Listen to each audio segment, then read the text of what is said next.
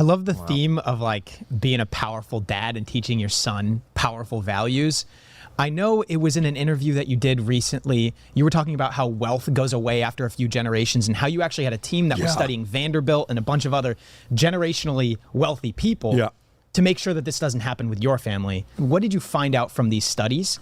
And what strategy are you going to employ to teach the right things in your children to make sure that the wealth stays? Yeah, you know, this whole thing got started when I interviewed this guy. I keep forgetting his name. So this guy, his job is to deal with families that are worth $100 million and higher to make sure their kids turn out well. That's his job. Think about what an interesting job that is. And he's in Seattle. Why is that important? Amazon, Microsoft, a lot of billionaires, a lot of hectomillionaires, definitely a lot of decamillionaires, right? And I said, what was the common theme you realized with when you got there to help the families? What was it, Patrick?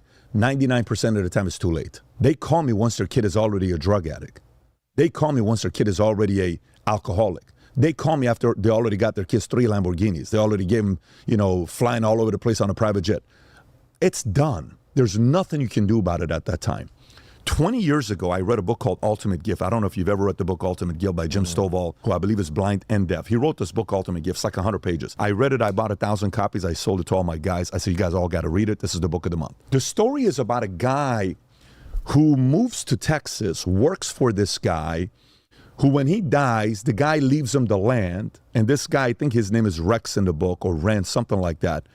The land that he gives to this employee of his ends up being a land filled with oil. So he strikes oil. So he becomes a billionaire. And when this guy becomes a billionaire, he's got massive accounts, companies, oil, thousands of employees, beautiful big house, properties all over the place.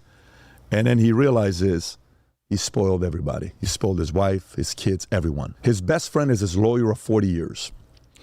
So he sits with his lawyer and he says, look, I want to do a couple things. He says, what's that?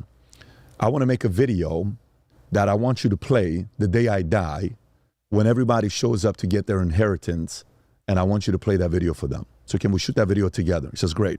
What do you think I should say in the video? They make a list, pray. And the old video starts, right? He's talking to them. In the video, he says, if I ever play this video, it's because I'm dead.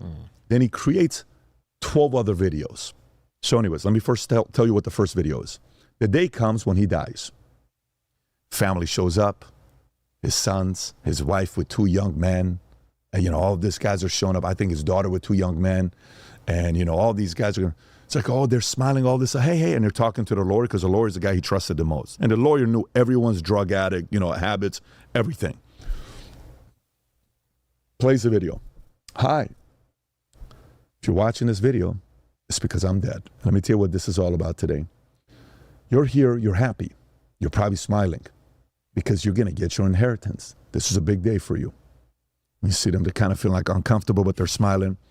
And he says, to you, my such and such daughter or son, I'm going to leave you my $600 million account that I have with, my investments. However, you're going to live off the interest. That money's not for you. My advisor makes all the decisions financially. You don't get to tell him anything what to do. The money is hopefully going to go to your grandkids if they behave, and if you can show that you can manage this money well. To my other son, I'm going to give my real estate portfolio, whatever, $500 million. But guess what? The cleaners have more say about the house than you do. The property manager has more say than you do. And he's kind of going through that. And he says, you're going to get this, the company. But you don't get to run the company. My board runs the company. You're not even the chairman of the board.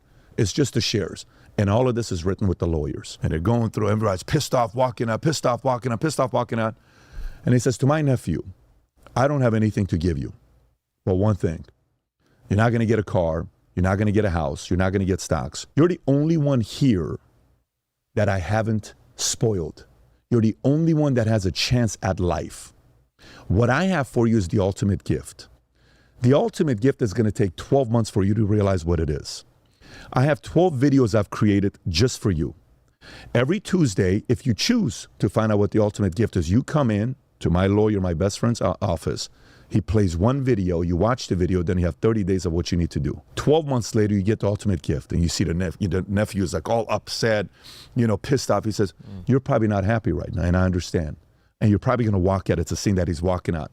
He says, however, son, I just want to tell you, you have a shot at living a fulfilling life. if you choose to come back on Tuesday to find out the ultimate gift. That book motivated me. I was 25 years old when I read this book. 24 years old when I read this book. So this thought I've been thinking about for a while. And so when you think about some of these families that did it right, they spoiled their kids. They weren't there for their kids. They didn't manage their kids. They bought their kids' love with gifts. It's like, I don't buy gifts for my kids. If you ask my wife how many gifts I bought for my kids, I'm not a guy that buys gifts for my kids. I'll say things like, hey, Daddy, can we get that Lego? That Lego is $10. Hey, Daddy, can we get that video game? That video game is $20. Hey, Daddy, can we go buy the new FIFA? You finish Atlas Shrugged, you'll get it. Hey, Daddy, I want to get right now, my youngest son picked up Fountainhead by himself. He's on page 250 or something. He knows if they finish Fountainhead and a few other things, these guys have been working on this for 2 years. They're about to get their treehouse. But the treehouse they've been asking for 4 years. It's been 4 years till they get their treehouse. What is a treehouse if I buy it? 10 grand, 20 grand, 50 grand? It's not a lot of money. I don't have a problem with that part, but I want them to earn it. Everything for me is with them busting their asses. My son's schedule every day after he gets off school, 3 to 4 he swims. 4 to 5 is soccer, 5 to 6 is jiu-jitsu, 6 to 7 is baseball. By the time he comes home, he asked me a question the other night. He says, Daddy, do I have a busy schedule or is this a normal schedule for all kids? I said, that's very normal. He says, because when I talk to my friends, they don't have my schedule. I said, they don't want to tell you the truth. Everybody has this kind of a schedule. I said, but listen, here's what I will tell you. He said, what's that? You're a Bet David. I don't care what the Joneses' schedule is. I don't care what the Jackson schedule is. This is the Bet David schedule. Okay? And this is the schedule you're going to go on. But Daddy loves you. I'm here for you. We're going to celebrate victories. We're going to do this. We're going to do that.